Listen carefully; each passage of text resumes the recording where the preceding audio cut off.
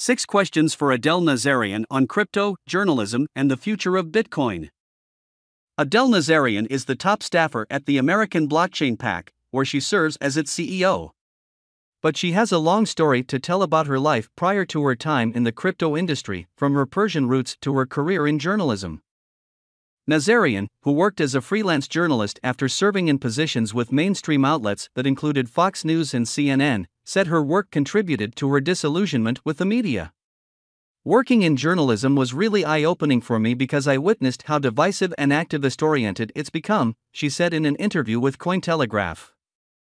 She said her desire to work in a role that contributed to people's betterment was one of the driving factors that led her to the American Blockchain PAC in 2021, saying, "I saw Bitcoin as being one way of providing an opportunity to people everywhere in the world to pull themselves up in life." 1. Your family fled from Iran before the Iranian Revolution, but you've never visited. Do you speak Farsi? Tell us more about your background. My parents were both born in Tehran, Iran, and emigrated to the United States when they were young. My father was 15 and my mother was 12. I was raised speaking Farsi and English. I also speak Mandarin Chinese and French. It is one of my dreams to visit Iran someday in the future. I'd love to visit so many parts of the country and especially to visit Isfahan, which is where my maternal grandparents were born and raised. I am proud to come from such a rich, diverse, and beautiful cultural background.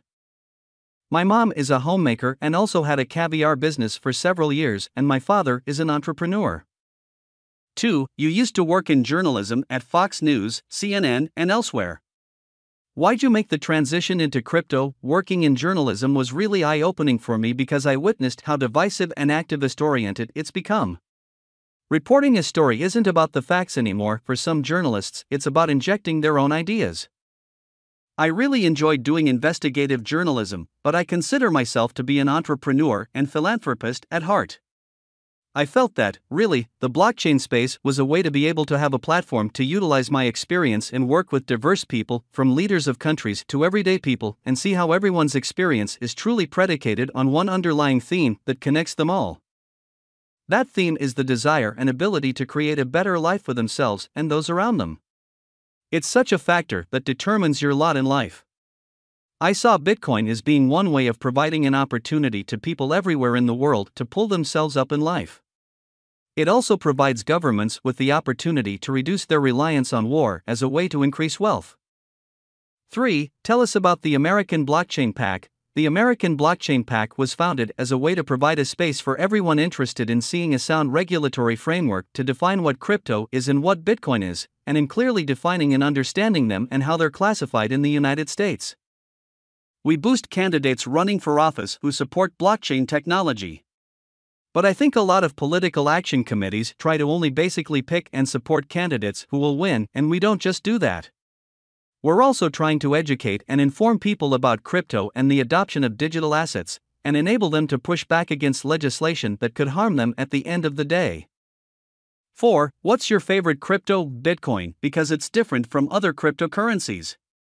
I believe everyone is grateful that the SEC made it very clear that Bitcoin is not a security. I also like Cardano and Ethereum. Ethereum began with good intentions but may have steered away from its original vision. That said, I think there is a bright future for it and an opportunity for it to evolve. Bitcoin is a pioneer in the digital assets space. It started the revolution we are living through today. Unfortunately, I think a lot of meme coins and altcoins have put a bad taste in people's mouths when it comes to digital assets, and I think it strengthens the argument for Bitcoin greatly. 5. Does it matter if we ever figure out who Satoshi really is or was? Why, or why not? There are 2 quotes I like. "No amount of evidence will ever persuade an idiot," by Mark Twain, and "the truth is a strange thing. You can try to suppress it, but it will always find its way to the surface." So of course there are people who are faking and pretending to be Satoshi. The fake Toshi hashtag is an indicator of that fact. But at the end of the day, the real Satoshi Nakamoto is alive, and he is not a Japanese man. I recently read Ivy McLemore's book, Finding Satoshi, and it was intriguing. Anyone who has actually done their due diligence and studied Bitcoin understands there must be some reason for Bitcoin's origins. Satoshi did not want these so-called trusted third parties and banks running away with consumer cash, which is a persistent issue. Just look at what occurred with FTX. It's ironic that what he stood against from day one, trusted third parties like FTX, have actually become the main tools for buying and selling Bitcoin. This is not in line with his original vision.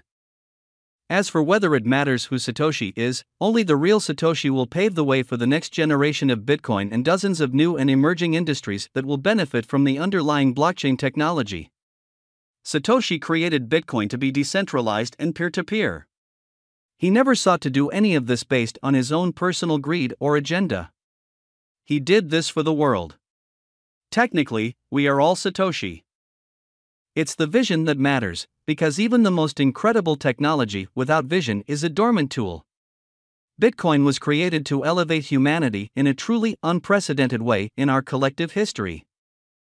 6. What do you do in your free time? I'm a big foodie. I enjoy different cuisines. I can make recipes from all over the world. Being Persian, one of my favorites is koresht geme. It's a tomato-based stew made with beef, lentils and spices, served traditionally with rice and tadig, a crispy golden crust over fluffy rice.